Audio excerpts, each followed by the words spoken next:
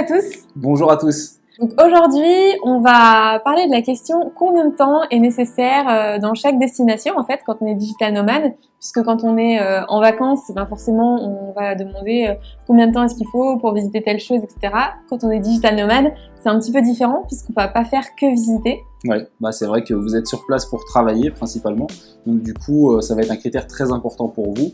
Nous c'est vrai qu'on choisit nos pays en général en fonction de ça, donc il y a plein de critères qui rentrent en compte. Bien sûr il y a la partie budget, il y a la partie distance, il y a la partie fuseau horaire, il y a énormément de choses, donc du coup c'est des critères qui sont importants avant de partir. En fait finalement il n'y a pas vraiment de réponse, chacun déjà passe le temps qu'il souhaite dans une destination, il n'y a pas vraiment de règles.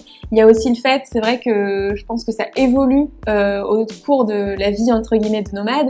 Nous par exemple au début quand on a voyagé, on avait envie de tout faire rapidement parce que quand on est nomade on peut voyager n'importe où. Oui. Donc limite c'était d'ailleurs un peu frustrant, on avait pris 3 mois à Bali et on s'était dit mais en fait on aurait même pu faire 1 mois à Bali, 1 mois en Thaïlande, 1 mois à Singapour. Donc voilà, au fur et à mesure je pense qu'on devient de plus en plus fatigué entre guillemets de voyager. Donc on allonge un petit peu nos périodes de séjour. Oui, c'est vrai. Dans le sens où quand tu es nomade, en fait, tu te rends compte que le monde entier, tu peux y aller. Bon, après, bien sûr, il y a des critères importants mais pour le boulot. Mais du coup, forcément, tu te fermes aucune porte et c'est vrai que ça peut être frustrant de partir trop longtemps dans un endroit. Donc c'est pour ça que moi, je pense qu'il y a 3 types de voyageurs. En fait, il y a ceux qui voyagent, qui font des voyages très courts, qu'en font énormément. C'est pas trop notre cas. Nous, on est plutôt dans la deuxième catégorie des personnes qui font des voyages moyens, comme c'est le cas actuellement. On est en Grèce. On aime bien partir entre 5 et 8 semaines maximum. Comme ça nous permet vraiment de s'imprégner du lieu où on est, du pays dans lequel on est, de profiter un maximum et puis de pas trop ressentir le manque ou la frustration de pas voir nos proches, de pouvoir rentrer puis repartir. Et après, il y a les voyages longs, entre guillemets, où là vous partez plus de 2 mois, jusqu'à 6 mois, même plus. Donc après, plus, on est presque même plus sur du nomade, mais voilà. Mais en tout cas, voilà, c'est pour moi les 3 types de voyageurs. Ouais, comme tu dis, il y en a à Bali. Dans ma boîte, j'ai quelqu'un qui est là-bas, je crois, depuis plus de 2 ans. Après, nous, c'est vrai qu'il y a aussi un facteur, c'est les événements familiaux, par exemple, qui, on va dire, marquent un peu des temps forts dans l'année. Typiquement, là, on doit rentrer pour un événement familial début juillet. Ouais. Donc, par défaut, on savait très bien qu'on pourrait pas rester plus longtemps en Grèce. D'ailleurs, peut-être qu'on l'aurait fait, mais la question ne se posait pas. Donc, en fait, on va dire qu'on rythme un petit peu aussi nos voyages par rapport à ça. On avait très envie de partir plus loin, d'ailleurs, de l'Europe.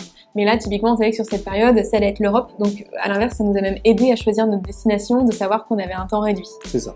Après, voilà, là, tu dis l'Europe, la distance, tout ça. Je pense que ça aussi, c'est des critères importants quand vous choisissez de partir. En fait, on parlait du budget au début, c'est la base de tout. Parce que forcément, si vous partez dans un pays où la vie est beaucoup moins chère, vous pouvez vous projeter sur plusieurs mois. Il n'y a pas de souci, c'est envisageable. Donc, la plupart des pays d'Asie, et encore, faut bien faire le choix avant de partir. Mais c'est vrai que quand on part dans des pays comme ici en Grèce, le coût de la vie est à peu près similaire à la France, surtout à cette période de l'année. Donc, du coup, on sait qu'on est dans nos moyens habituels, entre guillemets. Donc voilà, on sait que si on reste 3 mois, ça nous coûtera le prix de 3 mois en France. Donc, il n'y a pas de souci. Par contre, il y a des destinations qui sont très chères. Mais qu'on a quand même envie de visiter même quand on est nomade et même quand on est touriste. Enfin, ça c'est valable pour tout le monde et là du coup forcément on est obligé de réduire le temps sur place. Réduire le temps, et puis on en avait même parlé, on prend même des vacances en général dans ces destinations, Jordanie, Santorin, qui était quand même assez cher. Voilà, donc on se dit non seulement on reste pas trop longtemps, mais en plus de ça, on va essayer de faire en sorte de caler des vacances pour pas trop travailler. Après, il y a aussi l'effet inverse, c'est-à-dire que plus vous allez rester dans un pays, plus vous allez pouvoir négocier, que ce soit le logement, une location de voiture, de scooter, etc. Donc, il faut aussi prendre ça en compte. Je vois par exemple au Mexique, il y avait un site où vous pouvez trouver des logements d'appartements. Si vous réservez 3 mois, vous pouvez avoir par exemple des logements à 300 € le mois. Là, on restait 2 semaines, donc on n'avait aucun pouvoir de négociation. Enfin, on restait 2 semaines dans une ville précise, par rapport aux hôtels, puisque finalement, notre séjour se rapprochait un peu de celui des vacanciers. Donc, c'est quand même hyper important à prendre en compte. Ouais, puis aussi le fait de créer des liens finalement. C'est vrai que quand tu es longtemps sur place, tu as le temps de connaître telle personne qui va peut-être te mettre en relation avec une autre personne et du coup, comme partout, en fait, après, tu as des bons plans. Et ces bons plans, ils sont valables quand tu reviens, mais aussi quand tu restes longtemps dans une destination. Il y a aussi un autre truc, on s'en est vraiment rendu compte au fur et à mesure, c'est que changer de destination, ça prend du temps, ça prend de l'énergie. Là, je vois, ça fait 6 semaines qu'on est en Grèce. C'est passé à une vitesse folle, parce que forcément, vous travaillez aussi la semaine. Donc finalement, il faut vraiment prendre ça en compte et pas vous dire il y a 2-3 trucs à faire sur place, donc 2-3 semaines, ça va suffire. Il y a le transport, comme tu dis, il y a l'acclimatation, trouver ses repères, choisir le quartier qui vous plaît, et puis tout simplement kiffer, quoi. Justement, avoir ce petit sentiment d'être un peu un local, même si vous n'êtes pas vraiment expat. c'est vrai qu'au fur et à mesure, on allonge aussi nos séjours par rapport à ça. Un dernier point aussi qui peut être important, c'est des coûts supplémentaires comme par exemple le visa. Alors il y a beaucoup de pays où vous pouvez partir jusqu'à 6 mois sans payer de visa, mais il y en a où c'est un critère à prendre en compte tout de suite. Donc je vous invite quand même à bien vérifier avant de partir s'il y a des frais supplémentaires comme celui-ci qui peuvent s'appliquer. Ouais, à Bali par exemple, il y a ce qu'on appelle le visa run, c'est-à-dire qu'au bout d'un mois, vous avez terminé votre visa gratuit. Donc tous les nomades digitaux sortaient, allaient à Singapour ou Kuala Lumpur, enfin tous les nomades digitaux, beaucoup, et revenaient.